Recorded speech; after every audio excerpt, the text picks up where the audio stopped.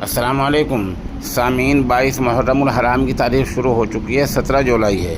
ख़बर का उन्वान है, चुनाव नेता से क्या क्या करा देता है। यह आप बयान सुने।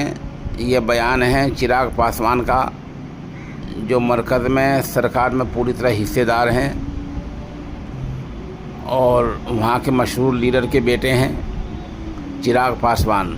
अब ये कह रहे हैं कि बिहार में हर दिन कत्ल हो रहा है और यहाँ की कानून की हालत अबतर है, बिगड़ चुकी है, कानूनी व्यवस्था ख़राब हो चुकी है, दरमबरम हो चुकी है।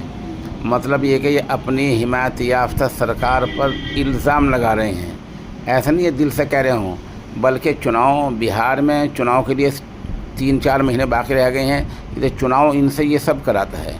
ये रात को अंदर इन लोगों की सेटिंग हो जाती है और दिन में एक दूसरे के ख़िलाफ़ बयान देते रहते हैं, फिर शाम को इकट्ठे चाय पीते हैं, इकट्ठे खाना खाते हैं, सो जाते हैं, फिर सुबह आवाम का बेवकूफ़ बनाना शुरू कर देते हैं। चिराग पासवान ये वो आदमी हैं जिसने बिहार से बीजेपी को हिमायत दी, मरकज़ी सरकार में हिस्सेदार बने, नीतीश कुमार के मामले में पूरे 4.5 साल तक चुप रहे, अब आके बोकस बयान दिया कि बिहार में हर दिन कत्ल हो रहा है। कत्ल तो हो रहा है, लेकिन तुम्हें पहले नहीं दिखता था जो लोगों पर जुल्म हुए हैं और जिस तरह वोट से लोगों को महरूम किया जा रहा है, ये सब तुम्हें नहीं दिखता। तो इसलिए चिराग पासवान का बयान जो है वो सिरे से कोई अहमियत इस बारे में नहीं रखता है।